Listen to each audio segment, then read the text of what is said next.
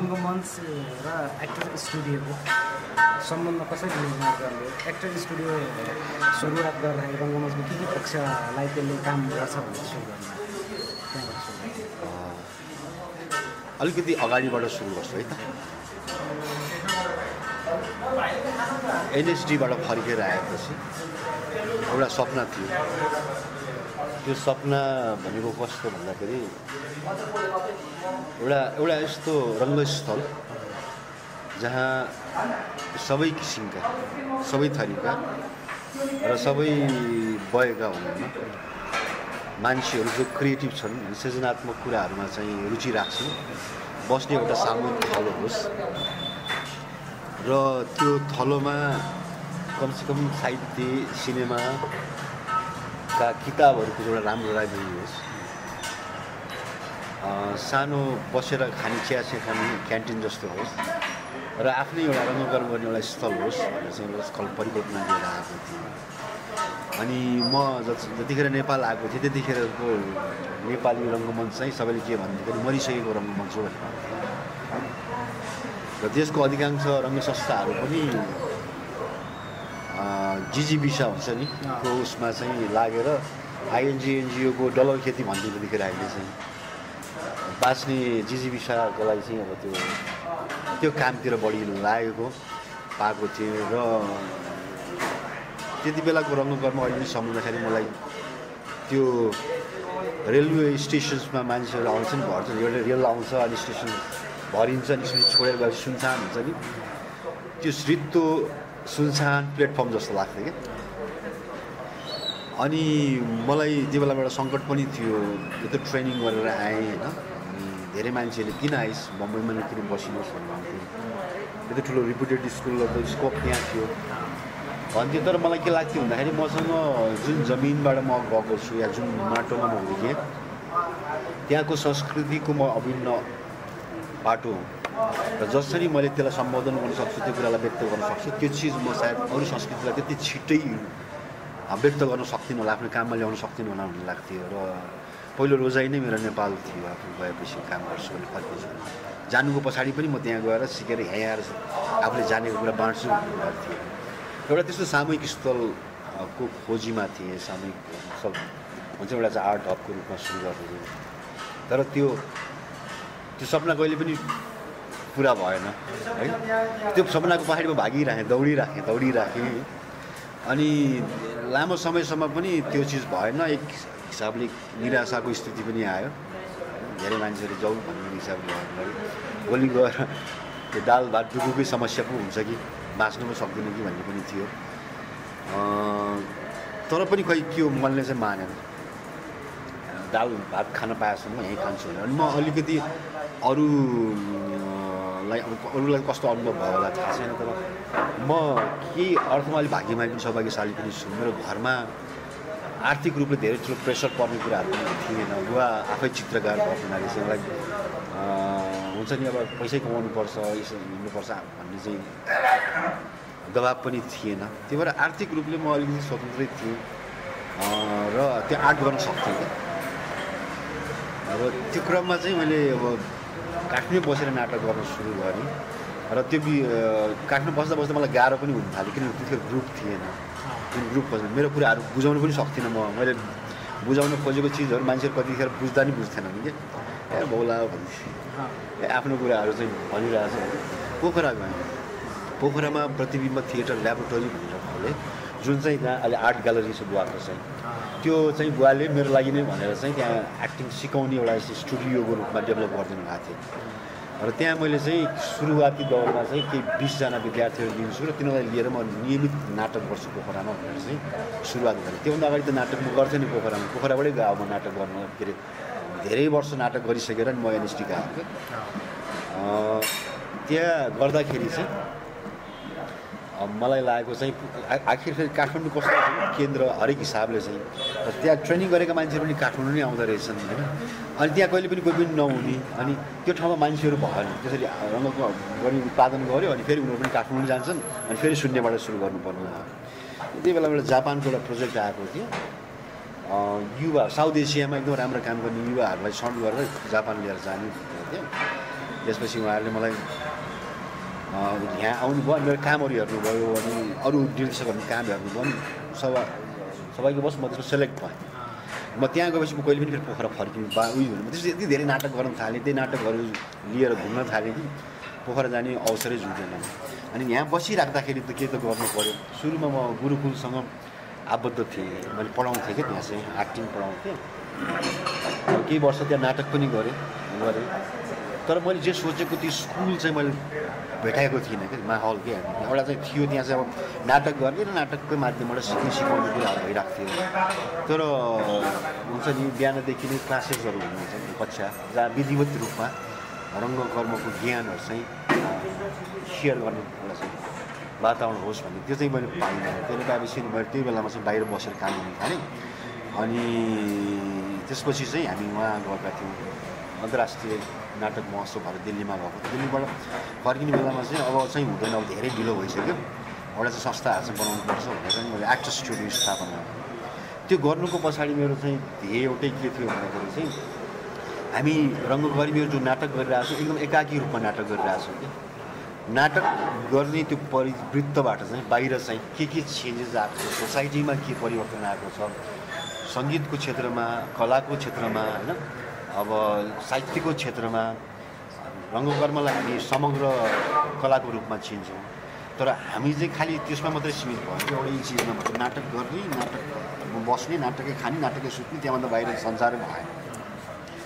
यसो गरिराखेर काम गर्दाखेरि चाहिँ सायद हामीले रङ्गकर्मको चाहिँ आयामिक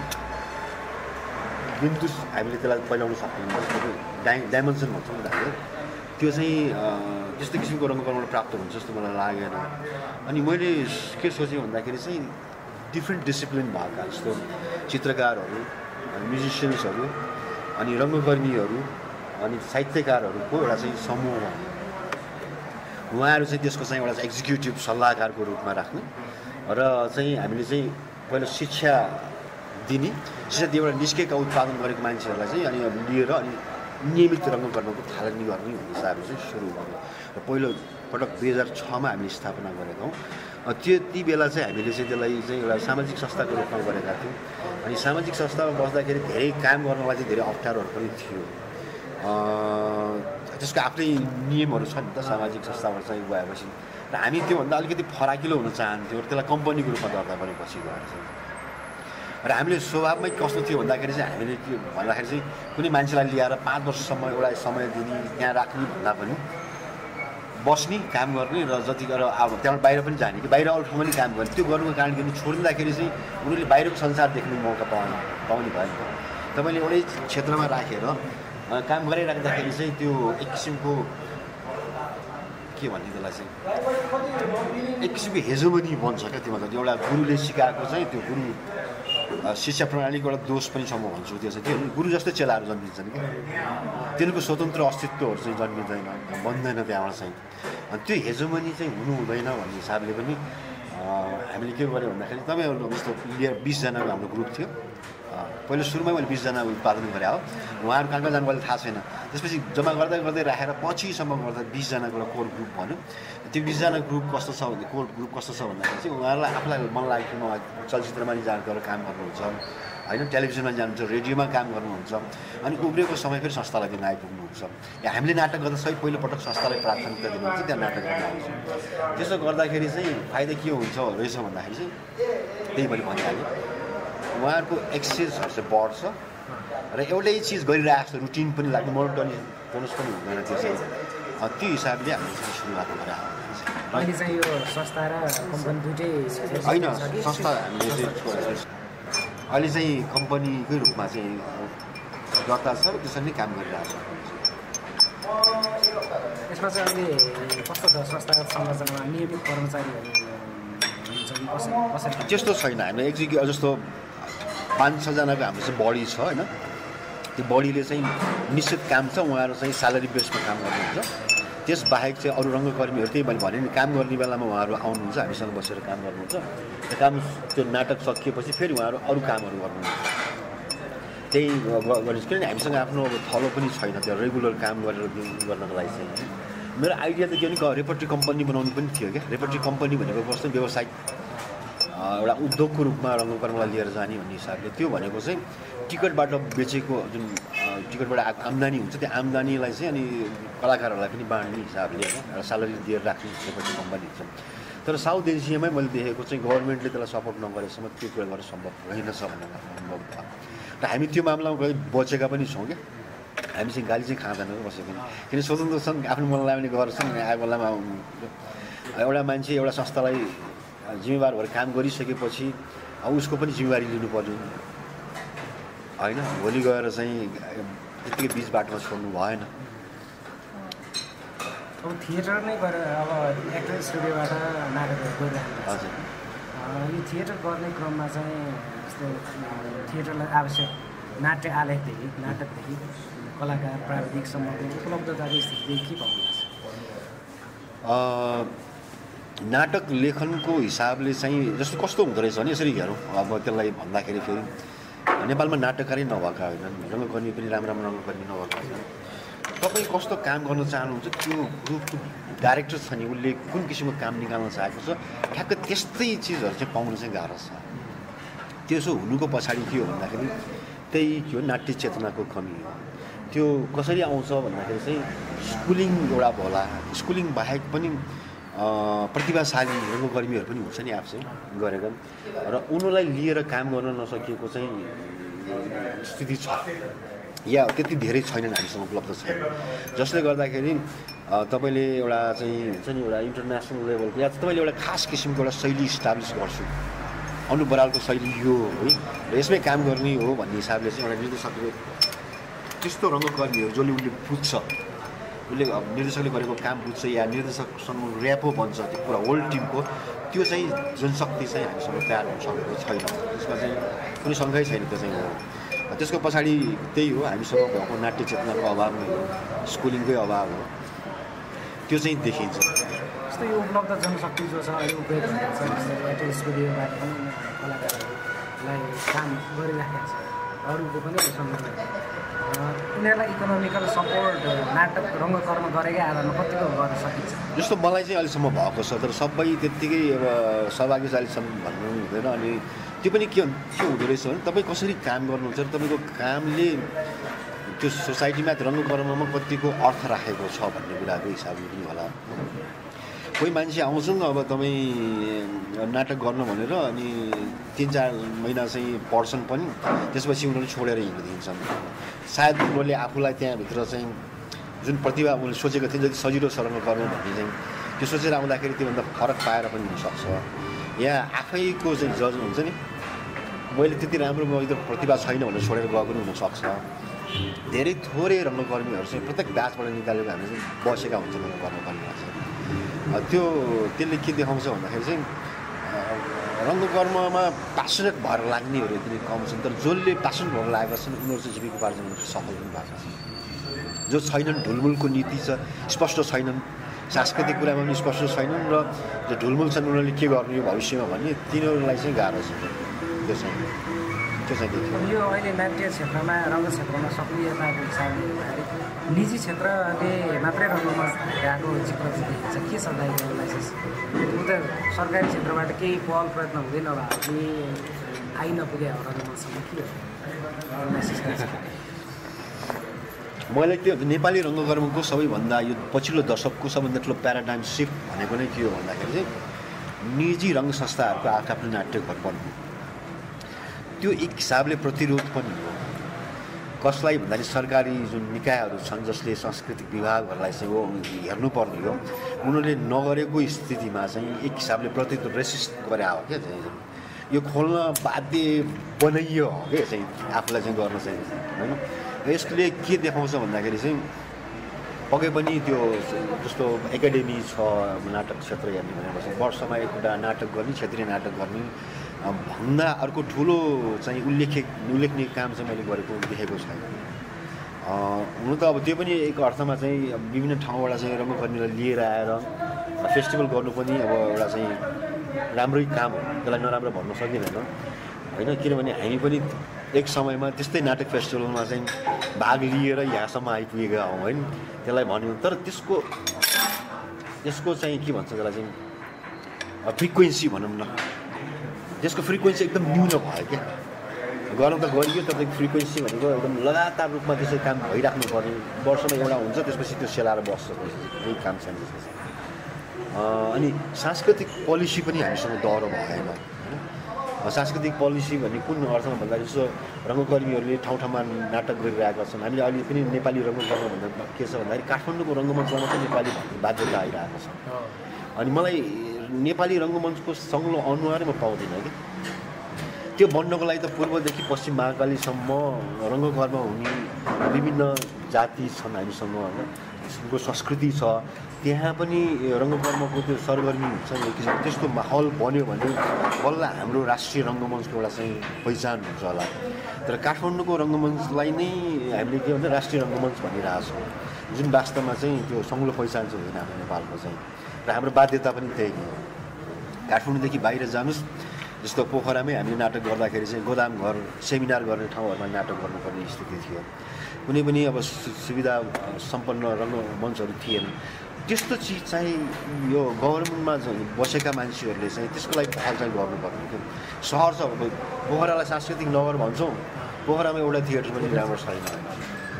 गोदाम घर एउटा दिपेन्द्र सभागृह भने त्यो पनि एक्रोब्याटिक गर्नको लागि बनाएको चाइनिजहरूले बनाइदिएका थिए त्यो थोत्रो मेन्टेनेन्स नै भएन त्यस्तो चिजहरू भइरहेका चिजहरूलाई पनि पुनर्निर्माण गर्ने छ भने छैनन् भने तिनीहरूलाई चाहिँ कस्तो साधन स्रोतहरू जुटाइदिनु पर्ने जुटाइदिनु र ठाउँ ठाउँमा रङ्गकर्म गर्नलाई चाहिँ वर्षमा एउटा नाटक त्यहाँबाट ल्याएर चाहिँ फेरि उनीहरूलाई गर्न नाटक गर्न एउटा थलो चाहियो नि त त्यही नभएपछि त नियमितता हुँदैन नियमित नभएपछि त विकास हुँदैन त्यस्तो चिजहरूमा साँच्चै व्यवस्था गरिएको छ र त्यसलाई चाहिँ कुनै पनि यो सांस्कृतिक निकायहरू चाहिँ छन् जुन गभर्मेन्ट सेक्टरमा चलेकाहरू चाहिँ ध्यान दिएको चाहिँ देखिएको छैन त्यो चाहिँ सबैभन्दा ठुलो विडम्बना हो है र पछिल्लो समयमा तपाईँले भने जस्तै निजी संस्थाहरूको आफ्नो पर्सनल इनिसिएसन्सबाट नै नेपाली रङ्गकर्म धानिएको छ र यसो यो चाहिँ फेरि साउथ एसियाका लागि एकदम अचम्मको कुरा पनि होला इन्डियामै जानुहोस्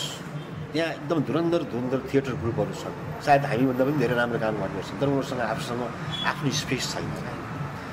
तर त्यति हुँदाहुँदै पनि उनीहरू नाटक गर्न सक्षम छन् किनभने जुन हल उपलब्ध गराइदिया हुन्छ त्यहाँ चाहिँ गभर्मेन्टले त्यो सर्वसुलभ छ क्या सस्तो छ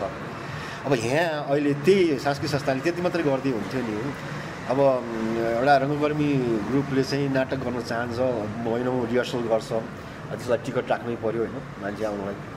नाटक गर्न चाहन्छ भने उनीहरूलाई चाहिँ त्यो यति चर्को मूल्यमा चाहिँ त्यो रेन्ट तिर्न लगाउँछन् साहसै गर्न सक्दैन नि कि त्यस्तो कुराहरूमा सहकार्य गर्ने क्रममा राम्रो काम गरिरहेका नाट्य संस्थाहरू छन् नि उनीहरूलाई चाहिँ सब्सिडाइज गर्ने हिसाबले पनि गर्न सकिन्छ ल तिमीहरूले 1 वर्ष गर नि त हामीले काम गर्न सक्ने पोलिसी हुन्छ नि एकाडेमी भनेको चाहिँ 10 to 5 पनि जागिर खाने त्यहाँ चाहिँ बस्ने त्यो संस्था होइन क्या त्यहाँ गएर त पोलिसी मेकिङ गर्ने हो त्यो चाहिँ छैन क्या त्यो चाहिँ नहुनु भनेको चाहिँ त्यही हो सत्तामा जो हुनुहुन्छ उहाँहरूले के गर्नुभयो भन्दाखेरि त्यो चिजलाई चाहिँ के गर्नुभएको छ भन्दाखेरि चाहिँ आफ्नो पार्टीको सेक्युलर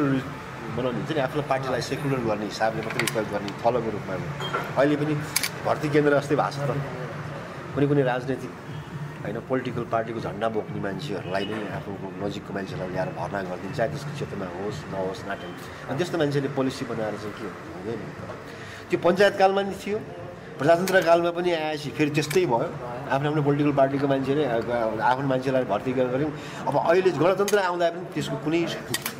संरचनामा केही परिवर्तन आएको छैन जस्तो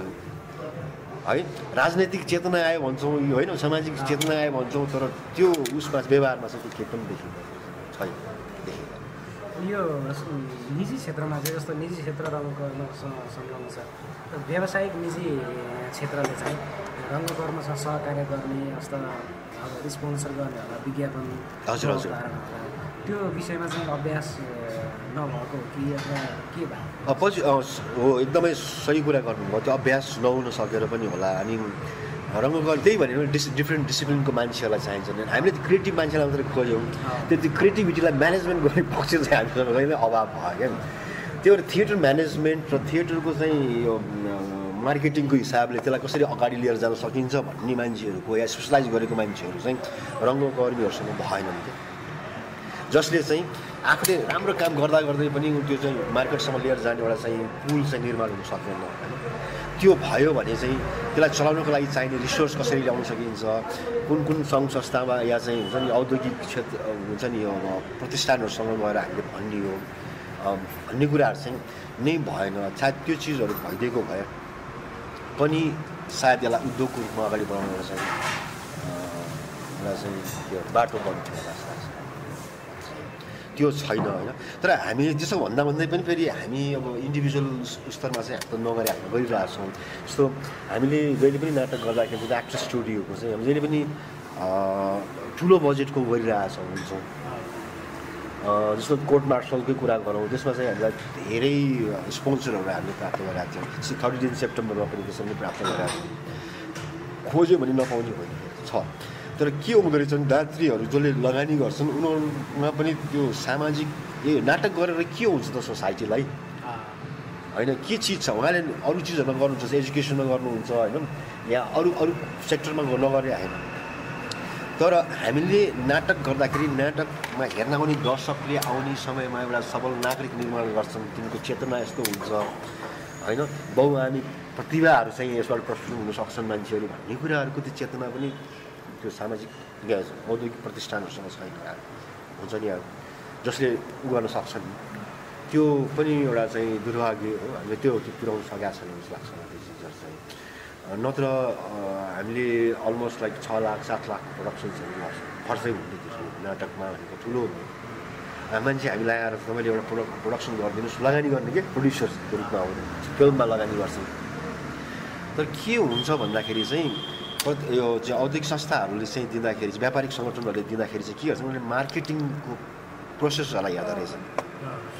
कतिजना अडियन्स भ्युवर्स हुन्छ नि यिनीहरूको चाहिँ अब उनीहरूको प्रडक्टलाई चाहिँ प्रमोट गर्नलाई कति हेल्प हुँदो रहेछ भन्ने कुराहरू चाहिँ उनीहरूको त्यही उद्देश्य हुन्छ त्यो चाहिँ अनि त्यो नाटकको आफ्नो प्रकृतिले गर्दाखेरि चाहिँ हामी धेरैभन्दा धेरै एक्सेससम्म पुग्न सक्दैनौँ किनभने त्यही कलाकार हो म्याक्सिमम् गरे पनि 200 किनभने इनर्जी चाहिँ डाउन भएर जान्छ इनर्जी त त्यो 2टा सोभन्दा बढी गर्नै सक्दैनौँ तर फिल्म जस्तो मिडियममा चाहिँ धेरै लगानी गर्छन् मान्छेहरूले होइन त्यसको रिटर्न पनि त्यसरी नै खोज्ने एउटा चाहिँ आधार बनाएका छौँ हामी कहाँ त्यो सम्भव हुँदैन किनभने त्यसको चाहिँ त्यो नाटकको आफ्नो प्रकृति नै त्यस्तो छ कि हामीले एउटा नाटकलाई 1500-1600 जस्तो दर्शकहरू भएर गर्न सक्दैनौँ होइन जहाँ चाहिँ धेरैभन्दा धेरै मान्छे अनि फिल्मको जस्तो 10वटा प्रिन्ट पनि हुँदैन नाटकको 10वटा हलमा चल्यो होइन अब त्यहाँ कति मान्छे गएर हेर्छन् हामी कहाँ त हामी त्यही एक्टर भयो त्यो 10वटा ठाउँमा पनि पुग्न सक्दैन एकैचोटि चाहिँ एकै ठाउँमा चलाउन सक्दैन त्यसको 3-4 सोसम्म चलाउन सकिन्छ नाटक सकिँदैन अनि सायद त्यो छ र अर्को कुरा हामीले त्यत्रो गाह्रो चिज हो त्यो चाहिँ र त्यसको मूल्य फेरि हामीले एकदम कम राख्छ र मैले आफूले इनिसिएसन मलाई गुरुकुलमा नि सुनिँदाहरूले भन्नुहुन्थ्यो विद्यार्थीहरूलाई गाह्रो हुने बाबा तिमीले चाहिँ यस्तो गर्दै भन्नुहुन्थ्यो क्या हामीलाई गाली गर्छन् भन्नुहुन्थ्यो बाबा हामी 2 महिना नाटक रिहर्सल गर्छौँ हाम्रो त अर्को पर्सनल केही स्रोत पनि छैन हामीले यो गर्छौँ त्यो गरे बाद टिकट राखेर चाहिँ अब हामी बाँच्नु परेन न त किन रङ्गकर्मी कसरी गर्ने न हामीलाई गभर्मेन्टले सपोर्ट गर्छ एउटा रङ्गकर्मीले पकेटको पैसा राखेर कहिलेसम्म चाहिँ धान्न सक्छ होइन कहिलेसम्म मान्छेहरू चाहिँ आफ्नो पकेटको खर्च गर्दै नाटक गरिराख्छ टिकटको दर महँगो हुनुपर्छ भनेको भएर चाहिँ युरोपतिर जानुहोस् होइन अमेरिकातिर जानुहोस् नाटकको टिकट यति महँगो हुन्छ मान्छेलाई त्यो तिर्न पनि अब चाहिँ हेर्न जानलाई पनि गाह्रो हुन्छ नि किसिमको चाहिँ त्यो पनि नगर्ने होइन नाटक पनि हेर्न चाहनेहरू हुन्छ नि यसो भन्ने अनि त्यहाँबाट चाहिँ भयो भने त्यो एकदम प्याराडक्सको विरोधाभासपूर्ण कुराहरू भयो मैले चाहिँ जबरजस्ती चाहिँ होइन तपाईँहरूले हामीलाई रेन्टमा दिए हो भने त हाम्रो सुरक्षाको कुरा हो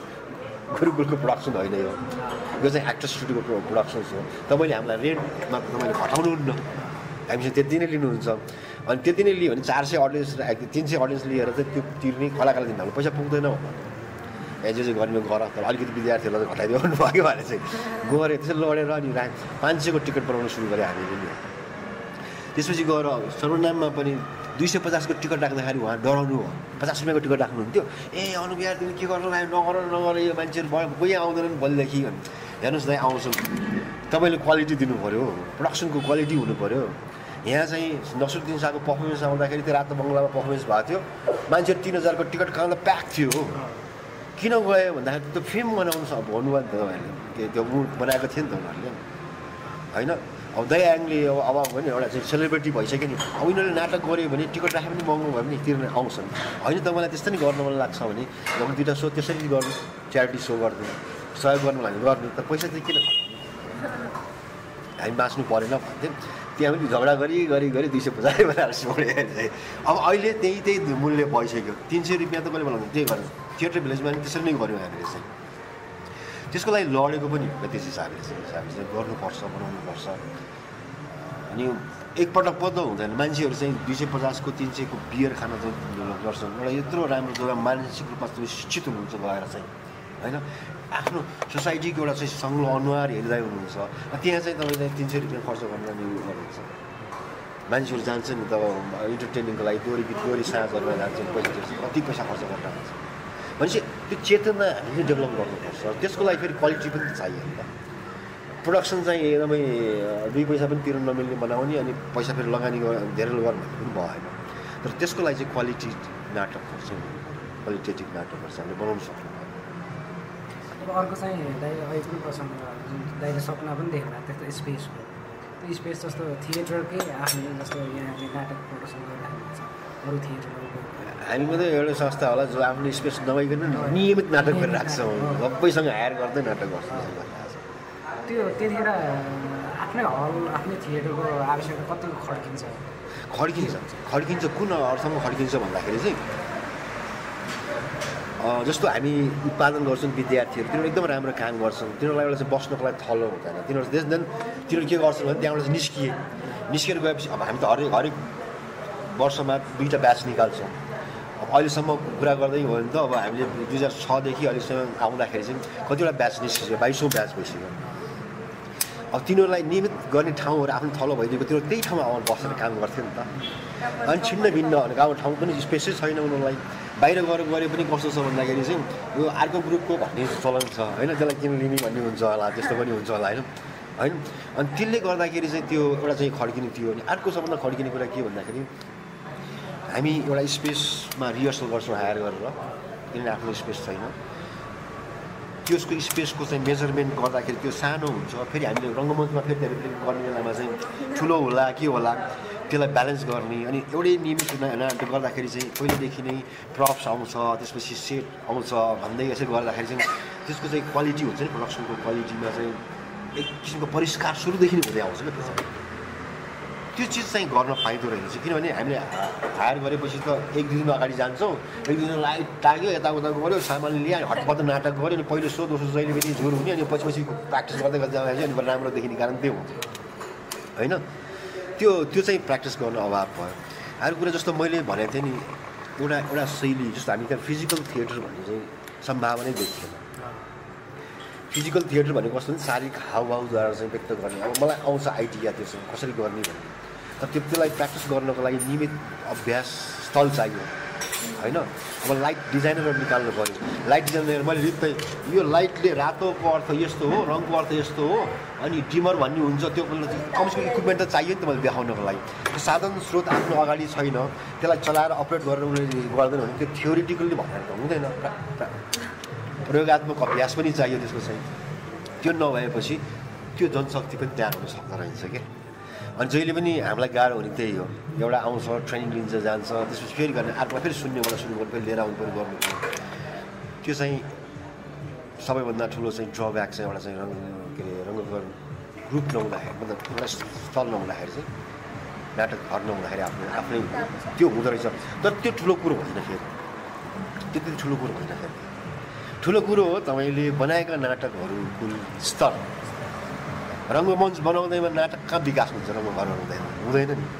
तपाईँले बनाउनु भएको त्यो नाटकको क्वालिटीले चाहिँ निर्धारण गर्ने त्यो रङ्गमञ्चको विकास गर्छ र अहिले नेपाली रङ्गकर्महरूको चाहिँ स्थिति हेर्दाखेरि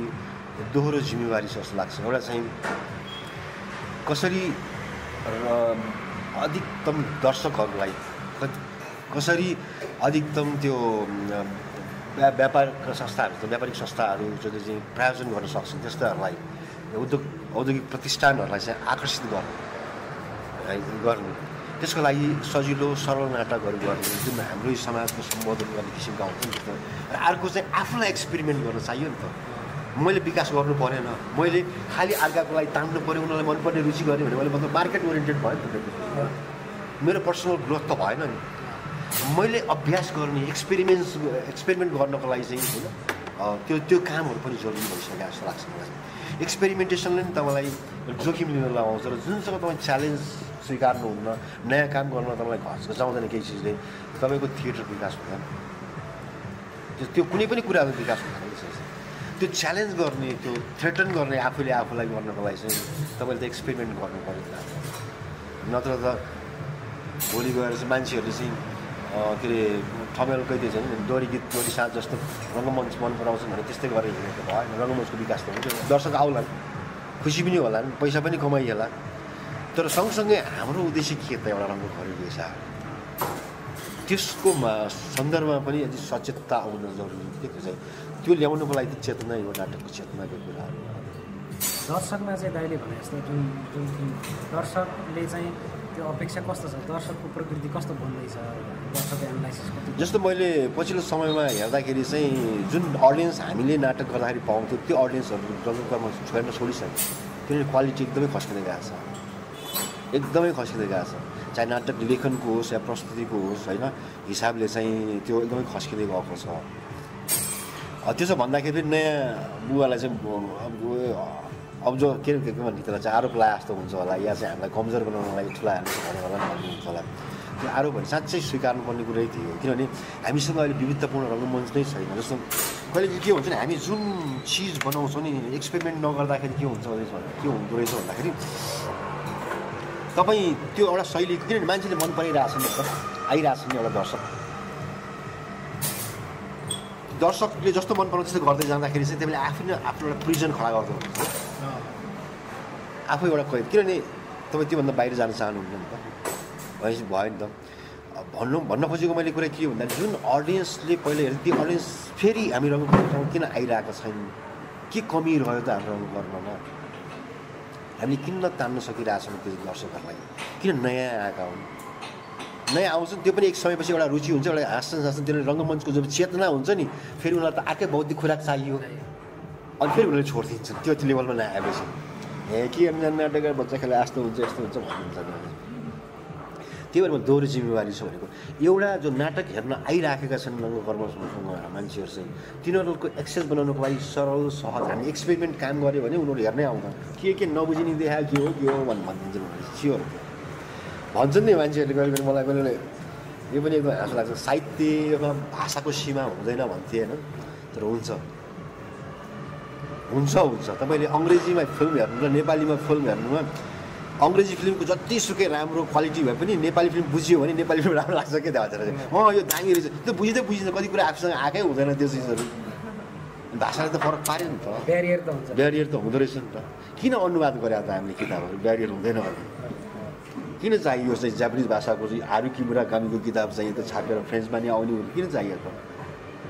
होइन त्यो भएर दोहोरो जिम्मेवारी भनेको चाहिँ के हो भने बुझ्न सक्ने मान्छेहरू त्यो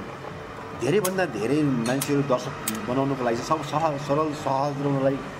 ग्राह्य हुने र उनीहरूको आफूलाई सम्बोधन गर्ने किसिमको नाटकहरू पनि गर्नु पऱ्यो र सँगसँगै हामीले आफ्नो पर्सनल विकासको लागि रङ्गकर्मको विकासको लागि पनि यस्तो नाटकहरू पनि गर्नु पऱ्यो जुन नाटकले त्यो रङ्गकर्मको गर्ने ग्रुपलाई नै एउटा चाहिँ च्यालेन्ज गर्छ अनि बल्ल डेभलप हुन्छ त्यो चाहिँ त्यस्तो किसिमको चाहिँ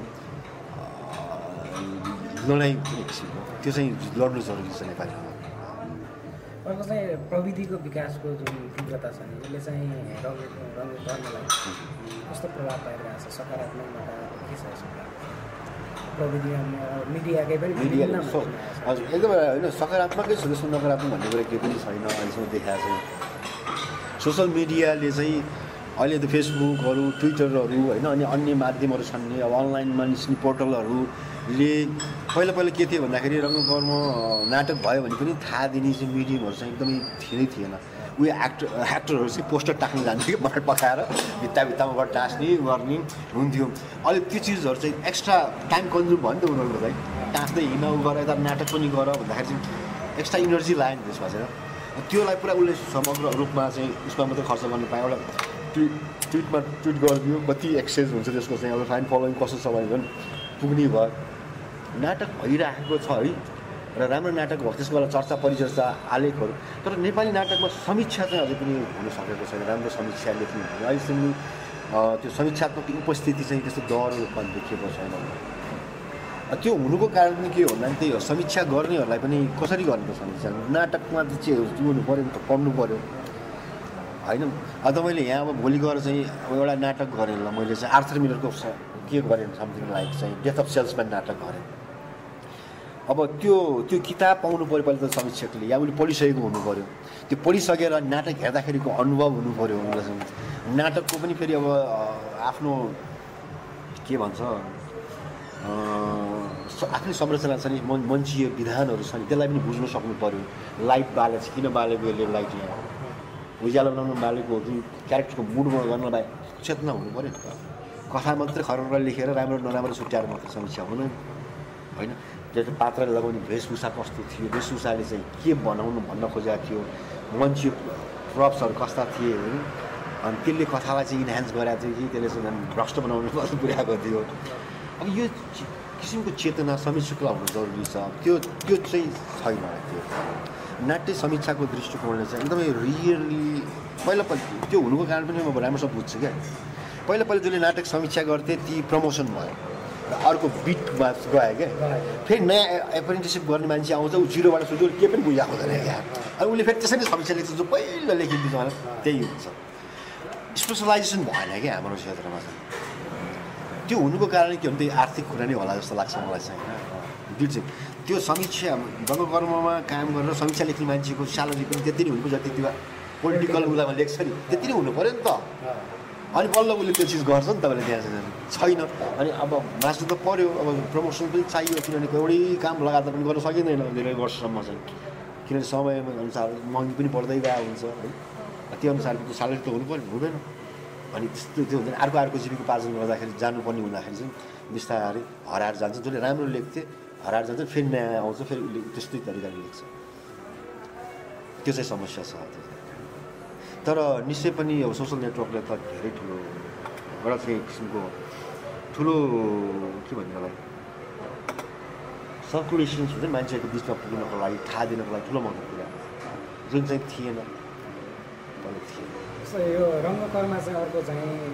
रङ्गकर्मको औपचारिक शिक्षा हुँदैन छैन अब दाइहरूले जुन काम गरिरहेको हुन्छ त्यही कहाँबाट आइरहेको छ जनशक्ति कसरी प्रोडक्सन भइरहेको छ त्यसको क्वालिटी कस्तो छ रङ्गमञ्च शिक्षाको अवस्था कस्तो छ त्यही 3 महिनाको कोर्स छ र त्यही 3 महिनाको कोर्स गरेकाहरूले कतिपय रङ्गमञ्चमा नियमित रूपले काम गऱ्यो भने अभ्यासबाट चाहिँ गरेकाहरूले चाहिँ नियमितता दिए भने उनीहरूकोले चाहिँ हाम्रो अहिले गइरहेको रङ्गकर्मको जस्तो काम छ त्यसमा ध्यान छ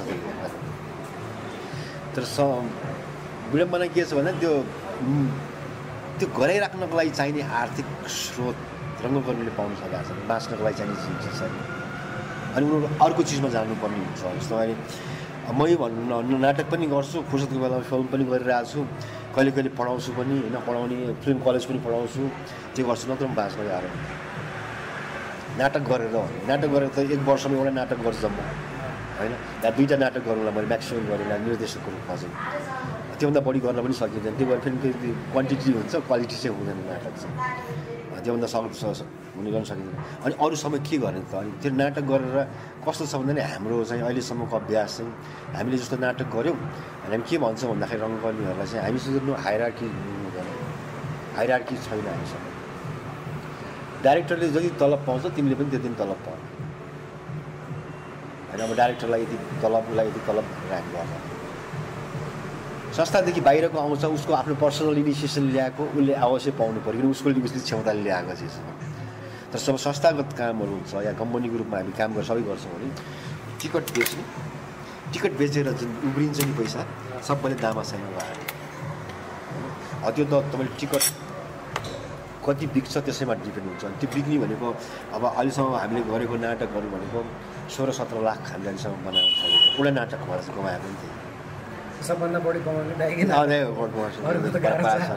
त्यो प्रत्येक पटक 9 लाख 8 लाख 12 लाख यसरी हामी कमाइरहेको छौँ त्यसरी अनि कम्तीमा पनि 30,000 एकजना आर्टिस्टले 20,000 यसरी पाइरहेको छ क्या तर त्यो 20,000 2 महिनाको रिहर्सल पछि चाहिँ अब के के हो भनेको मतलब अल्टिमेटली त हामीले रङ्गकर्मको एउटा चाहिँ नडाटिकन भन्दा चित्र कोर्नु पऱ्यो भने त हाम्रो सबभन्दा ठुलो त हाम्रो रुचिले हामीले काम गरिरहेको छ आफ्नो रुचिले अहिले पनि यो के भन्छ नि कस्तो भन्दाखेरि उत्सर्गको रङ्गकर्म भइरहेको छ जहाँ तपाईँले दिइराख्नु भएको छ र त्यसको सट्टामा पाउने भनेको चिज त्यो क्षेत्रले त दिएको छ नि तर अरू काम गरेको हुनाले अरू अरू चिजबाट तपाईँले प्राप्त गर्नुभएको छ रङ्गकर्मै गरेर यसलाई उद्योगको रूपमा डेभलप गर्छु अनि यसलाई विकास गर्छु अनि त्यहाँबाट चाहिँ आर्थिक उपार्जन गरेर के अरे बाँच्छु भन्ने चाहिँ गाह्रै छ यो जस्तो यहाँ जहाँबाट प्रोडक्सन भइरहेछ नि जति रङ्गकर्म आइरहेछ यो अहिले चाहिँ एक खालको पोलिटिकल चेन्जेसको कोणबाट हेर्दाखेरि सहभागिताको दृष्टिकोणले महिला अनि अरू कम्युनिटी सांस्कृतिक प्रतिनिधित्वको हिसाबले कस्तो छ त्यो प्रतिनिधि चाहिँ कस्तो क्यारेक्टरहरू आइरहेछ यो एउटा चाहिँ भने त्यो चाहिँ आइएनजिओले सिकाएको कुरा हो है इन्ट्रेस्टिङ कुरा हो यो चाहिँ रङ्गकर्मीले भन्दा पनि आइएनजिओको काम गर्दा गर्दा रङ्गकर्मीहरू चाहिँ त्यही चेतना आइसकेको थियो जस्तो मलाई लाग्दैन होइन अनि रङ्गकर्म गर्ने बित्तिकै यस्तो थियो भन्दाखेरि चाहिँ हामी कहाँ केटी महिला पात्रहरूको त अभावै हुन्थ्यो मैले जतिखेर नाटक गरेँ भने 2042-43 सालदेखि मैले नाटक गर्न सुरु गरेँ त्यो बेलामा महिला पात्रहरू चाहिँ आउँछन् लुज क्यारेक्टर भन्थ्यो नाटक खेल्नु होइन अनि कतिपय नाटकमा चाहिँ के हुन्थ्यो भन्दाखेरि पुरुषले नै महिलाको बनेर पात्र बन्ने स्थिति पनि थियो तर हामीले कसरी नजाने के सुरुवात गरेछौँ भन्दाखेरि चाहिँ हामी घरमै जान्थ्यौँ कि महिला पात्र लिनु पऱ्यो भने प्यारेन्ट्ससँग कुराकानी गर्थ्यौँ र लिएर आउँथ्यौँ छोड्न जान्थ्यौँ त्यो हाम्रो जिम्मेवारीको कुरो हो पछि त्यो नाटक गर्दै गएपछि अनि त्यो पत्रपत्रिकामा नाम आउनु थाल्यो नि त छोरीको राम्रै काम भएछ ग्रुपमा त्यस्तो हल्ला खल्ला भएन नराम्रो भन्ने भएन उसलाई चाहिँ अनि त्यो एउटा कसले नाटक गरिरहेको छ कस्तो खाले ग्रुपले त्यसमा पनि डिपेन्ड गर्दो रहेछ किन हामी कहाँ धेरै महिला पात्रहरू आउनु थालेपछि आउने के मतलब नाटक गर्न भनेर महिला कहिले पनि त्यस्तो अभाव भयो त्यो पनि बनाउने कुरा होला त्यो चिजहरू चाहिँ तर त्यतिखेर हामीले त्यो चेतना चाहिँ थिएन है हामीलाई त्यो समावेशीको कुराहरू चाहिँ पछिल्लो यो प्रजातन्त्रकालीन भनौँ न या चाहिँ गणतन्त्र आएपछि र विशेष गरेर आइएनजिओको जुन थट आयो नि पछि आएर चाहिँ यसले जसरी नेपालमा चाहिँ एउटा जरो ठाउँ ठाउँबाट गाड्यो नि र उनीहरूले त्यो समावेशीको कुराहरू उक्काउनु थाल्यो क्या इभन कुनै नाटकहरू गर्दाखेरि मधेसको नाटक चाहिँ मधेसी मान्छेलाई राख है किन मधेसकै नाटक गर्दाखेरि तिमी पहाडी मुलुकका मान्छेहरू भन्नु थाल्यो कि अनि त्यसले हामीलाई चाहिँ एजुकेट चाहिँ गरायो त्यो चाहिँ सिकेको साथ चाहिँ भन्नुपर्छ हामीले आफूले भन्दा पनि हामीले के गर्थ्यौँ भन्दा नि अब मन परेको जहाँसुकै अवस्था हामी त्यसरी त्यो गर्थेनौँ क्या राख्नै पर्छ चेतनाले भन्दा पनि एउटा चाहिँ खोटाङबाट चाहिँ दयाङ राई आयो भोजपुरबाट दयाङ राई आयो एउटा मान्छे मन परेर आएको तर जाति हिसाबले राख्नुपर्छ भनेर आएको होइन त्यसरी चेतना थिए अनि अहिले चाहिँ त्यो चेतना चाहिँ एकदमै राम्रोसँग विस्तार भएको देखिन्छ आर्टको सवालमा पनि जस्तो इम्प्रोभाइजेसन गर्नु पऱ्यो भने या चाहिँ कुनै नाटकै खेल्नु पऱ्यो भने पनि जस्तो यसलाई एडप्ट गर्नु पान्तरण गर्दाखेरि पनि ठाउँ स्थिति हेरेर होइन कसरी गर्ने त्यसलाई चाहिँ भन्ने कुराहरू चाहिँ त्यो देखिएको छ अस्ति थाङ्ला गर्ने बेलामा एकजना भाइ मसँग खुब रिसाउनु भएको थियो उहाँले के देख्नु भएको छ भने आउनुभयो अनि पहिलो सुरुमा हल्दी छिर्ने बित्तिकै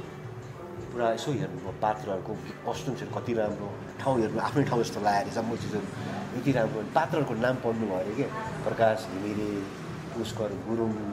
दिया मास्के यो गर्नु हाम्रो कमिसन त कोही पनि छैन अनि उहाँले चाहिँ एउटा एजेन्डा ल्याउनु भयो मसँग एकदम इन्ट्रेस्टिङ थियो है त्यो एजेन्डा चाहिँ मलाई पनि मन पऱ्यो त्यो एजेन्डा उहाँले के भन्नुभयो भने तपाईँलाई कोही पनि देख्नु भएन हाम्रो शेर्पा मुलको उताउताको यता मान्छेहरू चाहिँ भनेर भन्नुभयो क्या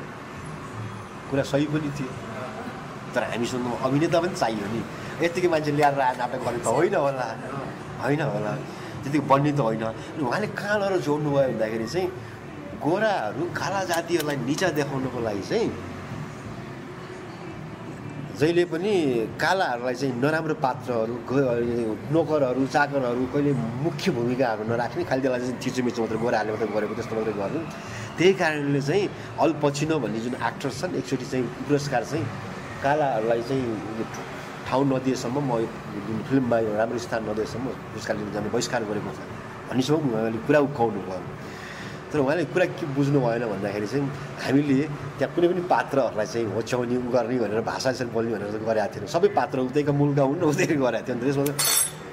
गरिब पात्र नि त्यही मुलको हो धनी पात्र पनि त्यही मुलको थियो नि त तर मान्छेको चेतना कसरी गएको कति मान्छेहरू अलिक सचेत भइसकेको रहेछन् क्या उहाँले चाहिँ ब्लाइन्डली कुरा गर्नुभयो त्यसलाई त्यो गहिरालाई बुझ्नु भएन अनि मैले नि अब अर्कोपल्टदेखि कोसिस गर्छु नि तपाईँलाई भने चाहिँ तर त्यो पनि एउटा सिक हो नि त हाम्रो लागि चाहिँ अनि सकेसम्म अब चाहिँ त्यो चेतना आएको छ खोज्छौँ जस्तो अहिले हामी नाटक गर्ने बेलामा चाहिँ अहिले मैले महिलाको 4 जनाको नाटक किन खोजिरहेको भन्दाखेरि यति धेरै मेल ओरिएन्टेड नाटक भयो कि फिमेलले नदेखिने कि त्यो नाटक या महिलाहरूको हक हित चेतनाको विषयमा गर्ने नाटकहरू चाहिँ भएनन् इभन अब पुरुषहरूले महिलालाई हामी महिला नाटककार जन्मिनु पऱ्यो भन्छौँ होइन त्यो चाहिँ पुस पनि गरिरहेछौँ होइन पछिल्लो समयमा निर्देशकहरू जन्मिनु पऱ्यो नुराउनु पऱ्यो भनेको काम त्यही हो चेतनाले काम गरेर त्यो हिसाबले चाहिँ अहिले चाहिँ त्यो देखिएको छ राम्रोसँग आएको पछि म कति अभ्यासमा लिएर जान्छु आफ्नो नाममा छ तर त्यो चेन्ज चाहिँ हो जस्तो अहिले पनि अलिकति समीक्षाको सन्दर्भमा आयो यो नाटकसँग सम्बन्धित सरकारवालाहरूको एउटा फोरम अथवा सरकारवाला संस्था नै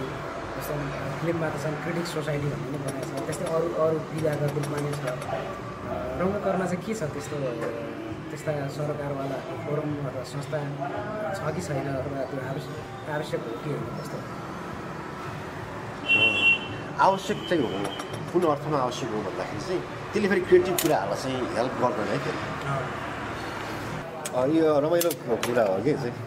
जस्तो गुरुकुल भन्दाखेरि चाहिँ के अरे गुरुकुलका साथीहरू हो कि के फ्रेन्ड्स अफ गुरुकुल भन्ने गरेको थियो उहाँहरूको काम के हुन्थ्यो भन्दाखेरि चाहिँ गुरुकुलमा नाटक भइरहेछ यस्तो अनि यो ठाउँमा भइरहेछ भनिदिने अनि बेला बेलामा चाहिँ त्यहाँ फेस्टिभलहरू हुँदाखेरि गएर चाहिँ भोलिन्टियरको काम गरिदिने त्यसले ठुलो हेल्प गर्यो किनभने त्यही एक्सेस बढाउन एकदम ठुलो हेल्प गर्छ अनि यस्तै कुराहरूमा जस्तो भने हाम्रो प्ले कतातिर जाँदैछ हामी कस्तो एकरो किसिमको हामी काम गर्दा थाहा हुँदैन नि त तपाईँहरूको प्ले चाहिँ खालि यो मात्रै ओरिएन्टेड भयो खालि तपाईँले एउटै किसिमको गर्नुभएको छ अलिक कमेडी गर्नु न कति सिरियस नाटक गरिरहेको अझ त्यो चाहिँ चेकआउट गर्न सक्छ क्या भनिदिन सक्छन् उनीलाई चाहिँ होइन अनि त्यही हिसाबले समीक्षा गर्नलाई त्यो वातावरण बनाउनुको लागि चाहिँ एउटा डिस्कसन गर्ने नाटकहरूको बारेमा चेतनाको बारेमा बुझ्नको लागि चाहिँ ठुलो हेल्प गर्छ त्यो अभ्यास चाहिँ छैन अहिले चाहिँ देखिया छैन जसले रुचाए तपाईँलाई मन पर्यो तपाईँ आफै नजिक भएर काम गर्न सुरु भइदिनु भयो गर्नुभयो तर चाहिँ त्यो एउटा लोभले मात्रै बनाए जस्तो लाग्छ जस्तो तपाईँ पत्रिकाबाट एसोसिएट हुनुहुन्छ त्यस कारण तपाईँलाई बोलाउने कि होइन नाटकलाई चाहिन्छ जस्तो मान्छे भनेर बोलाउने होइन कि पत्रिकामा यसले लेख्छ नि बोलाउने अनि त्यही कारण नजिक बनाउने क्या त्यो चाहिँ बढी कुराहरू हामी छ होइन त्यही होइन नाटक चेतना भने त सबैलाई चाहियो त्यस्तै हो नि त पत्रिकामा लेख्ने मान्छे समीक्षा गर्नलाई पनि त कति कुराहरू छ चाहियो होइन त्यस्तो छैन लेखिदिन्छ त्यो कारणले बोलाउनुपर्छ भन्ने हिसाबले मात्रै गरिरहेको छ त्यो चाहिँ सही कुरा गर्नु छैन हामीले कोसिस गरे हो एकपटक चाहिँ जस्तो पत्रिकामा काम गर्नेहरूलाई नि एउटा चाहिँ समीक्षा लिजले काम चलाइराख्नुपर्छ बसेर एउटा वर्कसप गरौँ न होइन खालि निर्देशन के हो कस्ट्युम डिजाइन कसरी गरिन्छ यसको बारेमा कुरा गर्ने गरौँ प्रकाश परिपूर्णले के गर्दो रहेछ त्यो नाटकलाई होइन नाटकको टेक्स्टहरू कस्तो शैलीको छ इजममाथि कुरा गरौँ सरियलिजममाथि कुरा गरौँ यथार्थवादी रियलिजममाथि कुरा गरौँ होइन छ नि डिस्टेन्सियल एब्सर्डिजमको बारेमा कुरा गरौँ अनि के हो नाटकको त्यो शैली के हुन्छ फिजिकल थिएटरको माथि कुरा गरौँ खालि यहाँ एउटै किसिमको नाटक देखाएको छ उसले त्यही देखेर त्यही बुझ्यो त्यही लेख्नु त होइन त्योभन्दा अगाडि के छैन थाहै छैन भनेपछि त्यो बारेमा एजुकेट गरौँ भनेर कोसिस गरे हो अनि 3-4जनाले इन्ट्रेस्ट पनि दिनुभयो त्यसपछि त्यो 3-4जना भएर अलिक कम भयो भने त्यतिकै छोडिदियो अघि 10जना त हुनु पऱ्यो भन्नुभयो त्यो छोड्यो साँच्चै चाहिने चिज चाहिँ त्यो अभाव चाहिँ फर्किन्छ एकदमै अर्को चाहिँ जस्तो यो रङ्गकर्मसँग सम्बन्धित अरू सङ्घ संस्थाको रूपमा सरकारवाला हुन्छन् जस्तो पत्रकार महासङ्घ भयो जस्तै त्यस्तो खालको चाहिँ किन फर्म छ एउटा छ फेटो भन्ने चाहिँ छ तर लिडरसिप को छ भन्ने कुराले पनि फरक पार्दो रहेछ जस्तो एउटा यस्तो लिडरसिप जसलाई सबै थिएटरका ग्रुपले मान्न सक्छ त्यो चाहिन्छ किनभने हामीले भोलि गएर रङ्गकर्मको चाहिँ सुरक्षाको आर्थिक मात्र होइन कि उसको चाहिँ भौतिक सुरक्षाकै लागि कुरा गर्ने हुने पनि भोलि गएर एउटा मान्छेले चाहिँ के भयो एक्सिडेन्ट भयो उसले चाहिँ तत्काल उपचार गर्नु पायो भने गएर चाहिँ कुरा गरिदिने रङ्गकर्मीको लागि चाहिँ यहाँ उनीहरूको लागि पछि काम त गऱ्यो एउटा रङ्गकर्मीले 20 वर्ष 22 वर्ष 25 वर्ष बुढो हुन्छ एक दिन बुढो भएपछि त अनि खालि पत्रिकामा लेखे त्यही खाएर बस्नु त भएन बुढेसकालमा के गर्छ त्यो मान्छेले चाहिँ त्यो मान्छेलाई कस्तो ठाउँमा लाएर राख्ने के हुन्छ त भन्ने कुरा त्यो हिसाबले होइन कुराकानी गरिदिने या त्यो स्थान बनाइदिन सक्ने त्यस्तो संस्थाहरू छ नि त सर एउटा चाहिँ फेटो भन्नेहरू चाहिँ विजय विस्फोटहरू गरिरहेको छन् होइन तर अब त्यो कस्तो छ भन्दाखेरि चाहिँ एउटा सानो सर्कल छ त्यो सर्कलले भनेको कुराहरूमा न आइडिया पनि छैन न आउँदैन उहाँहरू चाहिँ फेरि आफ्नै पर्सनल स्वार्थहरूबाट लाउनु भएको छ किन मलाई के देखेको भन्दा नि फेटोको माध्यमबाट अब एकाडेमी जाने तयारी हो क्या रङ्गकर्मको विकासको लागि होइन कि रङ्गकर्मीको त्यो देखाउने भयो दाँत भयो खाने दाँत त अर्कोतिर उतातिर जाने भन्ने हिसाबले ब्याकग्राउन्ड बनाउनु लागि भर्याङ मात्रै बनाउने हिसाबले चाहिँ संस्था खोलेको यो रङ्गकर्मी बिच अब सहकार्य र एकताको स्थिति यसमा जोडिन्छ कस्तो छ त्यो हिसाबले यो एउटा मुद्दागत हिसाबले अरू काम शिल्पको कुरा होला अरू विषयमा हजुर एकता र सहकार्यको स्थिति कस्तो छ अझै मुद्दाको हिसाबले चाहिँ एकदमै गर्दा हुन्छ गर्नुपर्छ र सम्भावना पनि छ जस्तो तपाईँले भूकम्प बाढी पीडित भयो त्यसमा एउटा अकाल के भयो सब रङ्गकर्मी मिलाउनु र एउटा चाहिँ नाटक देखाउँ भन्दाखेरि त्यतिखेर आउने हुन्छ सवालमा कुनै हुँदैन तर जहाँसम्म लाग्छ क्रिएटिभ काममा चाहिँ फेरि एकताको कुरा गऱ्यो भने फेरि समस्या चाहिँ म चाहिँ गर्नु हुँदैन भन्ने पक्षमा छ कार्यको त एकता चाहिँ किन कस्तो भन्दा नि तपाईँले 5 जना डाइरेक्टरलाई एक ठाउँमा राखेर एउटा नाटक गर भने जस्तो जुत्छ क्या एकदम बिचारै जुत्छ झगडा गरेको गरे शैली नै जुत्छ अनि तपाईँ झगडा मात्रै गरेर अधिकांश समय तपाईँको प्रोडक्सनमा त्यो देखिन्छ तर क्रिएटिभको अब तिम्रो सृजनाको मामलामा चाहिँ मान्छे निरङ्कुशै हुनुपर्छ जस्तो लाग्छ सृजनाको लागि फेरि मैले मान्छेलाई हायरार्की बनाउने होइन सृजना आफ्नो काममा मलाई यो चाहिन्छ भने यही चाहिन्छ हुँदैन भन्न सक्ने मान्छे भयो भने साँच्चीको काम हुन्छ त्यसमा पोलिटिकल करेक्ट हुनु पनि जरुरत छैन पोलिटिकल करेक्टनेस भनेको पनि त्यो सापेक्षित कुरा रहेछ कि अहिले चाहिँ रिलेटिभ कुराहरू यसमा छ होइन के बेला पोलिटिकल करेक्ट भन्ने तपाईँको पक्षबाट पोलिटिकल मेरै पक्षबाट हेर्दै बेला त्यो पोलिटिकल नलाग्नु सक्छ त्यो एकदम रिलेटिभिटीको कुराहरू हुँदैछ क्या त्यही भएर आर्टमा मलाई उसले भन्थ्यो कि पिकासोले मैले कोही पढाए हो र सत्यजित रेले पनि भनेको छ मेरो फिल्म मैले बनेको तरिकाले बनाउँछु नि एउटाले आइडिया दियो त्यो त्यसको आइडिया हो मैले भने जस्तो त बन्दैन नि त फेरि त्यो चिजहरू चाहिँ राम्रो होला अर्को ठाउँमा छ मैले भने जस्तो बनेन नि त हाम्रो कोसिस के हो भन्दाखेरि आफूले सोचे जस्तो बनाउनु भन्दा आफूले व्यक्त गर्न चाहे जस्तो गर्ने हो नि तर के कुरामा एकता गर्न सकिन्छ जस्तो शिक्षा शैक्षिक वातावरण बनाउनको लागि चाहिँ होइन अनि त्यसपछि गएर चाहिँ संस्थागत रूपमा कुनै स्पेसलाइजेसन छ जस्तो मण्डलामा एउटा चिजमा एकदमै राम्रो दक्षता छ भने त्यो मान्छेले त्यो एक्सपर्टिजम एउटा चाहिँ थलोमा एक्टर स्टुडेन्ट त्यो थलोमा ल्याएर अनि सबैलाई एजुकेट गर्ने त्यस्तो कुराहरूमा चाहिँ कार्यकर्ता गर्न सकिन्छ प्रोडक्सन गर्ने कुराहरूमा चाहिँ गर्न थाल्यो भने चाहिँ एउटा चाहिँ इक्जाम्पल चाहिँ हुनसक्छ प्रयोग चाहिँ हुनसक्छ तर राम्रो क्वालिटीको नाटक निस्केला र सधैँ त्यसैबाटै होला भन्ने चाहिँ म विश्वास गर्दिनँ त्यसै त्यो हुनसक्छ जस्तो लाग्दैन यो रङ्गकर्मको जस्तो शिक्षाको कुरा होला अरू सरकारको विषय त्यस्तो कुराहरूमा त एकदम मजाले मिलेर गर्नु सकिन्छ त्यो चाहिँ छ एक्सपर्ट पनि अब डेभलप भइसकेको छ अलिअलि किसिमको हिसाबले चाहिँ सबैमा नहोला जस्तो अब राजनलाई अब सेट डिजाइन गर्ने या चाहिँ लाइट यस गर नि त भन्यो भने उसले अब पढाउन सक्ने भएपछि किन एक्सपिरियन्सले पनि त भयो अब एक्टिङमा म आउँला होइन सुनिल दाइ निर्देशकमा आउनु होला या चाहिँ अब डिजाइनमा चाहिँ हाम्रो विमल आउला होइन यस्तो एक्सपर्टिजमहरूसँग सबै मिलेर चाहिँ एउटा स्कुलको रूपमा यसलाई चाहिँ डेभलप गरौँ न त हामी सबै मिलेर चलाउँ भन्यो भने त्यो गर्न सक्ने छ तर त्यसमा चाहिँ के हो त्यही हो कि पर्सनल स्वार्थ चाहिँ गाँसिनु भएन त्यसलाई चाहिँ शुद्ध नेपाली रङ्गकर्मको लागि चाहिँ हाम्रो एउटा पहल हो भन्ने सोच्नु पर्यो अर्को चाहिँ यो मैले कलेक्टिभ विषयको कुरा गर्दा महोत्सव होइन अथवा प्रोत्साहन गर्ने खालको पुरस्कारहरूको स्थापना होला महोत्सवको कुरा होला राष्ट्रिय अन्तर्राष्ट्रिय यो विषयमा चाहिँ अहिले अब एकदमै कम भइरहेको छ यो आवश्यकता कति छ अनि यो नहुनुको कारण के नहुनुको कारण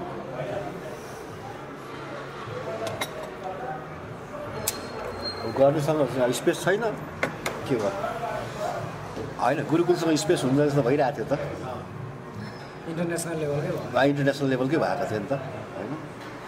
अब जसको स्पेस छ उहाँहरूले चाहिँ इनिसिएसन दिनुपर्छ सायद त्यो म्यान पावरहरू चाहिँ नभएर होला किनभने तपाईँले बाहिरबाट इन्टरनेसनल प्रोडक्सनसँग तपाईँको इमेलमा लगातार कुरा आउनु पऱ्यो कस्तो प्रोडक्सन पठाउँछ भन्नु पऱ्यो उनलाई बस्न लजिस्टिक खर्च यताउता गर्नुमा चाहिँ बुझेको म्यानेजमेन्ट बुझेको मान्छे चाहियो र उसले चाहिँ सुरुवात गर्नु पऱ्यो त्यो चिजहरू चाहिँ होइन अनि 1-1.5 वर्षको प्लान राखेर हामीले गर्छौँ भनेर चाहिँ गरेर लगातार एउटामै काम गर्ने त्यो काममा खटिने र त्यो समय दिने मान्छेहरूको अभाव जस्तो अब मण्डलाले गर्न सक्छ, सर्वनामको आफ्नो थिएटर सर्वनामले गर्न सक्छन् होइन। उहाँहरूले चाहिँ इनिसिएसन जसको स्पेस छैन, अब हामी त आँटिरहेको छौँ हामी स्पेस नभए र पोखरामा मैले अहिले काठमाडौँको उदाहरण देखेपछि मैले पोखरामा गर्छु भनेछु आफ्नै जग्गामा। गुरुकुलले चाहेको भए बनाउन सक्थ्यो कि जस्तो लाग्छ आफ्नो स्पेस चाहिँ। उहाँले एकदमै धेरै राम्रो बजेट पनि पाउनुहुन्छ त्यतिखेर सरकारले होइन।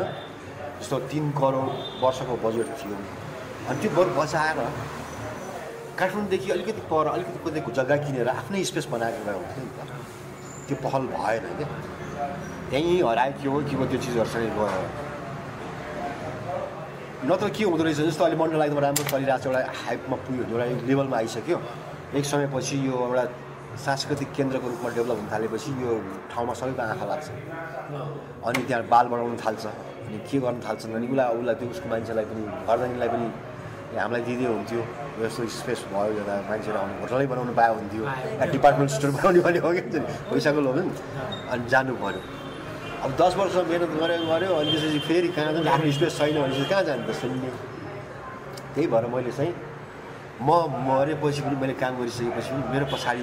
त्यो जग्गा चाहिँ भएर हल पाएर नियमित नाटक गर्ने ठाउँ चाहियो भन्ने हिसाबले मैले फाउन्डेसन बनाएको चाहिँ बुवाकै नाममा चाहिँ बादशाह फाउन्डेसन्स भनेर आफ्नै घरको जमिनलाई चाहिँ युज गरेर पोखरामा सुरुवात गर्छु भन्ने प्लान चाहिँ गरेको छु है। प्लान चाहिँ कहिले सक्सेस हुन्छ मलाई अलिक गाह्रो चाहिँ भन्छ फाइनेन्सियल्ली। अनि यो अलिकति सर्वसुलभ रङ्गमञ्च जस्तो मैले कुरा गर्छु, हामी कहाँ बनेका रङ्गमञ्चहरू कुनै पनि थिएटर भन्न लागेको छैन वास्तवमा। हामीले स्वीकारिदिएको मात्रै हो किनभने हामीलाई नाटक हेर्ने प्यासन्सले हामीले त्यहाँ गएर हेरिदिएको मात्रै हो क्या। तर एटलिस्ट भूकम्प आयो भने आग लाग्यो भने एक्जिट डोर पनि छैन क्या, इमर्जेन्सी ऊ पनि छैन क्या। हामी त्यहीँ उकुस मुकुसेर भाग्ने कता कता भन्ने होइन। अहिले बाथरुमको स्थिति पनि गतिलो छैन, गयो भने गर्नु नि एकदम गाह्रो छ। त्यो चाहिँ हामीले एक हिसाबले अडियन्सलाई अपमान पनि गरे हो। अब अडियन्सलाई चाहिँ सुविधा नदिएको हामीले टिकट मूल्य राख्छौँ यो गर्छौँ भने सुविधा भने अडियन्सलाई पनि सुविधा दिनुपर्छ। गरिबमा कमसेकम अलिकति राम्रोसँग नाटक हेर्न पाऊँ। त्यो किसिमको सर्वसुविधा सम्पन्न रङ्गमञ्च चाहिँ हामी कहाँ बन्नु जरुरी छ। यसमा चाहिँ राज्यको लगानी र भूमिकाको हिसाबले कस्तो छ, चासो के छ, हामीले कतिको सम्पर्क छैन, बजेटै छैन। बजेटै संस्कृति निकाले संस्कृति मन्त्रालयको अन्तर्गत चलिरहेछन् यी संस्थाहरू। तपाईँले अब भनौँ न अब एकाडेमीलाई चल्नलाई नै वर्षको चाहिँ कति पैसा दिन्छ अरे सोध्यो भने एकदम मिनिमम छ क्या 15 लाख 20 लाख। त्यसमा तिनीहरूलाई फेस्टिभल पनि गर्नुपर्छ। त्यसमा चाहिँ अब त्यो फेरि लोक नाटक अन्तर्गत विधा हुँदो रहेछ नि त। अनि 20-22 लाख लियो अनि त्यहाँ लोक नाटकको लागि कसले चाहिँ के अरे पेपर प्रेजेन्टेसन गर्नको लागि चाहिँ एउटा ठुलो अभिलेख लेख्नु पऱ्यो, उसलाई के दिनै पऱ्यो। अनि कसले नाटकमाथि किताब लेख्छु या पेपर प्रेजेन्टेसन गर्छु उसलाई पनि के दिनै पऱ्यो। अनि गर्दा नाटक महोत्सव गर्नै पऱ्यो, 2टा नाटक गर्नु पऱ्यो, महोत्सव क्षेत्रीय नाटक गर्नु पऱ्यो, एउटा राष्ट्रिय नाटक गर्नु पऱ्यो। पैसा छैन। इन्डियामा तपाईँलाई मैले उदाहरण दिन्छु, या चाहिँ भनौँ न जर्मनमा मात्रै 250वटा थिएटरहरू चाहिँ सब्सिडाइज गभर्मेन्टले ट्याक्स तिरेको जनताले चाहिँ तिरेको छ। र तिनीहरूको बजेट एउटा प्रडक्सनको बजेट सुन्यो भने हामी दाँत टक्नु पर्ने हुन्छ क्या। 40 लाख 50 लाख एउटा प्रडक्सनमा खर्च हुन्छ। हामी नेपाली 40 लाख 50 लाख है। हामी त यहाँ 2-3 लाख पनि पाउन गाह्रो छ एउटा संस्थालाई चाहिँ। त्यो भनेको के हो भन्दाखेरि चाहिँ के रहेछ भन्दाखेरि हाम्रो जस्तो अर्ध विकसित मुलुकको लागि आर्ट अझै पनि अनुत्पादक कलाको रूपमा राज्यले हेर्छ। अनप्रोडक्टिभ होइन। बाटो, खाद्यान्न होइन, बिजुली, सञ्चारका माध्यमहरू पुर्याउनु पर्ने अझै अभाव भएको ठाउँमा रङ्गकर्म कम तयार भइसकेको छैन। गभर्मेन्टलाई गाली गरेर के गर्नु। अनि हामीले राज्यलाई मात्रै गाली गर्ने कहाँ खर्च गर्ने त्यो के गर्ने बाँकी त विकासको कुरा केही पनि गरिरहेको छैन। त्यो कुरा यही सबै कुराको समराइज गर्दा यो रङ्गमञ्चको जुन दिगो विकास देखिनु पर्ने हो त्योलाई के कुराले प्रभाव पारिरहेको छ? सबभन्दा ठुलो त त्यही पोलिसी नै हो। राज्यको पोलिसी के छ, सांस्कृतिक अवधारणा हुन्छ। सबैभन्दा ठुलो के भन्ने भूमिका खेल्न सक्ने नै त्यही हो। उनीहरूले चाहिँ ग्रुपहरू जुन चलिरहेका छन्, राम्रो काम गर्ने छन्, या चाहिँ जो चाहिँ इमर्जिङ ग्रुप छ जसमा प्रशस्त सम्भावना देखेको छ, तिनीहरूलाई सब्सिडाइज गर्न सुरु गर्नुपर्छ, पोलिसी बनाउनुपर्छ। त्यसलाई चाहिँ र अर्को चाहिँ जस्तो उनीहरूको इनिसिएसन त्यो ठाउँ ठाउँमा रङ्गमञ्चहरू राज्य स्तरबाट नै विकास गर्नुपर्छ इन्डिभिजुअलमा कतिसम्म सक्छ त्यसै हरेक 10 वर्ष अगाडि दुःख गऱ्यो अनि सकियो अनि कहाँ जानु त अर्को 10 वर्ष सुरु गर्छ धान्छ फेरि सकियो के गर्ने दिगो त हुँदैन कहिले दिगो रहनको लागि चाहिँ सर्वोच्च त्यो राज्य स्तरले किन राज्य भएपछि त राज्यले किनेको भयो नि त त्यो सबैको भयो नि त क्या नाटक गर्न चाहिने तिनीहरूलाई चाहिँ सस्तो मूल्यमा हल उपलब्ध गराइदिनुपर्छ नाटक गरिराख्नु हुनुपर्छ अनि त्यो भएपछि म्याक्सिमम् ग्रुपहरू चाहिँ आँट्न सक्नु पर्यो नाटक जति धेरै भयो जति गर्न थाल्यो त्यसको विकास पनि उत्तिकै हुँदै जान्छ धेरै ग्रुपहरू जन्मिए होइन त्यो चाहिँ तुरुन्त सरकारले चाहिँ ठाउँ ठाउँमा चाहिँ कमसेकम ठुला सहरहरूमा त सुरुवात गर्नुपर्छ विराटनगर भयो धरान भयो पोखरा भयो नेपालगञ्ज भयो दाङ होला नि त थिएटर बिल्डिङहरू बनाइदिनु सँगसँगै अर्को चाहिँ अब काठमाडौँमा त बस्नु धेर थोर अब एक्सचेन्जहरू पुग्छ यहाँ ठुल्ठुलो वर्कसपहरू आउँछन् आइएनजिओको नाममा आउँछन् कहिले थिएटर ग्रुपले आफ्नै पर्सनल इन्स्टिट्युसनमा एक्सपर्टहरू आएको बेलामा ठ्याक्क मगा सकेर गर्छन् यहाँको लागि सुविधा छ बाहिरको लागि सुविधै छैन होइन अनि त्यो ठाउँमा लिएर जाने काम पक्रेर काठमाडौँ मात्रै होइन अब जहाँ छैन त्यो ठाउँमा पुऱ्याउनु त्यो एक्सपर्टिजहरू छ हामीलाई सम्पर्क गरे हुन्छ नि त हामीलाई के हो त भन्यो भने के चाहिन्छ हामीलाई जाँदाखेरि बस्न खान खर्च उसको पारिश्रमिक दिने त हो त्यहाँ पढाउँदाखेरि जो पनि जानु तयार छ अब समय मिलाएर यहाँ गऱ्यो त्यो पारिश्रमिक दिने त्यहाँ गएर पारिश्रमिक गर्ने होइन कमसेकम त्यो ठाउँमा गएर चाहिँ नयाँ चिज दिन सक्छ नि त्यो एक्सपर्टिजलाई पुऱ्याइदिनु त्यो समस्या ठाउँ समस्या अनि कोही सेमिनारहरू गर्नु सेमिनारहरू विभिन्न विषयमा हुनसक्छ र चाहिँ प्राविधिक पक्षमाथि मात्रै सेमिनारहरू गर्दै हुन्छ कहिले लेखनमाथि सेमिनार गरिदिन्छ कहिले डाइरेक्सनमा त्यो छँदैछ त्यो चिजहरू अहिले त्यति मात्रै इनिसिएसन लिदियो भने पनि धेरै ठुलो कुरा हो कि हामी धेरै ठुलो पनि गर्नु पर्छ मलाई एउटा सोध्नु मन लागिरहेको थियो कि दाइहरूले तपाईँले भनौँ न तपाईँले आफैले अथवा एक्टर स्टुडेन्ट किन त्यस्तो प्रेक्षालय बनाउने नगरेर त्यो देखेँ म भनौँ पैसा नभएर होइन पैसा नभएर होइन कि त्यही त सबभन्दा धेरै तपाईँहरू हामी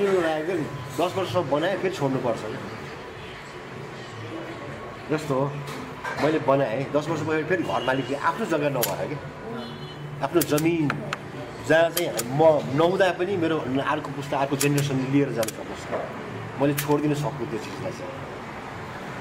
अनि उनीहरू धानिन्छ नि त उनीहरू त्यही ग्रुपमा बसेर जानु अनि के हुन्छ छैन 10 वर्ष पछि जस्तो अब हामीले हेर्नु न गुरुकुलकै हेर्नु न उदाहरणको लागि हेर्नु भने अब बिचरा सरिता छैन ग्रुपमा अब कहाँ खेल्नु फ्री लन्चिङ भनेर अहिले सरकारी त्यहीँ भएको त्यहीँ हुन्थ्यो उसको कति ग्रोथ भइसकेको हुन्थ्यो पर्फर्मेन्सको लेभल कहाँ पुगिसकेको हुन्थ्यो बिचमा प्र्याक्टिस छुट्छ नि त अनि कहिले पक्रिने कहिले छोड्ने भाषा पर्छ अब उनीहरूको त हराइसक्यो फिल्ममा गयो अब चाहिँ हामी रङ्गकर्मबाट राम्रो कलाकार गाउँदै गयो किन नभएर भन्दाखेरि आफ्नो ठाउँ नभएर उनीहरूको आफ्नो थलो हुन्थ्यो अहिलेसम्म हामी हेर्न पाउँछौँ ठुलो ऊ गरे हो नि त गुरुकुल हुँदाखेरि त ठुलो त्यतिखेर आजभन्दा 10 वर्ष अगाडि त जग्गाको भाउ पनि सस्तै थियो नि गर्न सकिँदैन थियो मजाले सकिन्थ्यो त्यो चाहिँ उहाँहरूकै आफ्नो हामीले चाहिँ हामीले त त्यस्तो पैसा कमाएर जसरी त्यो 3 करोड जग्गै किन्न भने हामीले के गर्छौँ भन्दाखेरि हरेक प्रोडक्सनमा बाँड्छौँ कि हामी संस्थाको लागि हामीले बचाएन हुन्छ हामी रङ्गकर्मीलाई बचाएको कोसिस होइन भने मतलब तत्कालिक जुन छ नि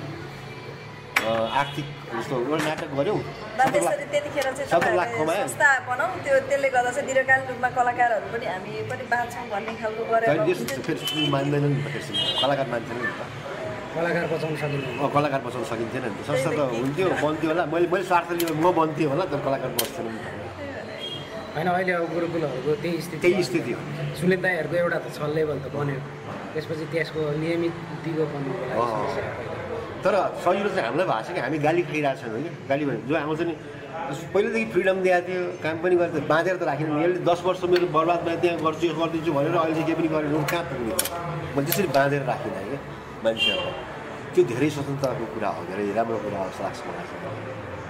यसको पिलरहरू बनाउनु पर्दाखेरि चाहिँ के कुरा दाइले अहिले भन्नुभयो एउटा सांस्कृतिक नीतिको कुरा भइरहेको यो रङ्गमञ्चलाई दिगो बनाउन के पिलरहरू खडा गर्नु पर्यो भने बेसिक के हुनसक्छ बेसिक पिलर भनेको त शिक्षा एजुकेसन र एजुकेसन भइसकेपछि तिनीहरूलाई जाने कहाँ गर्ने त काम चाहियो नि त भनेको मतलब त्यही हो सो हिरा बिजुली भन्ने एकजना मान्छे चाहिँ जुम्लाबाट आयो फर्केर गयो जुम्लामा थिएटर छ नि ट्रेनिङ गरेर काम लाग्यो उसले त्यहीँ बसेर काम गर्न पाउँथ्यो नि त उसको लागि चाहिँ त्यहाँ चाहिँ के चाहिन्छ त्यो डेभलप गर्थ्यो जस्तो त्यो भयो भने विकेन्द्रीकरण पनि हुन्छ सबै कलाकार काठमाडौँ आएर बस्दैन पर्दैन म यहीँ किन बसेको त्यो जापानको त्यो प्रोडक्ट नभएको भए प्रोजेक्टले ताने आउँछ प्रोजेक्ट गरेँ त्यसले ताने मलाई पोखरा जानै दिएन एक काम आउनु थाल्यो यहीँ अल्झिरहेको अनि पोखरामा गयो भने गर्ने के त्यो सेमिनार गर्ने नाटक गर्ने भएन है त्यतिखेर चाहिँ फेरि अब सोचिएन पनि भन्नु एक हिसाबले चाहिँ त्यतिखेर सोचेर गरेको भए सायद 25 वर्षमा मैले धेरै एक्टिभिटी हुने थलो बनाइसकेको हुन्थ्यो होला चाहिँ अनि धेरै पछि सोचेँ कि अनि अहिले चाहिँ लास्टमा चाहिँ नभएपछि चाहिँ आफ्नै घरको जमिन भएको राखेर चाहिँ फाउन्डेसनको रूपमा डेभलप गर्छु भनेर लागेको छ तर नक्सा पनि बनाइसकेको छु एकदमै राम्रो 2 तले कन्स्ट्रक्सन भएको अनि त्यसमा चाहिँ सबै भएको के बुटिक सुटिकहरू थिएटरको लागि चाहिने चिजहरू भएको फिल्म साहित्यका किताबहरू पाइने ठाउँहरू भएको जम्मै चिजहरू रिहर्सल स्पेस आर्ट ग्यालरी भित्र छिरेपछि अरू आधारहरू सबै गरेर आउँछ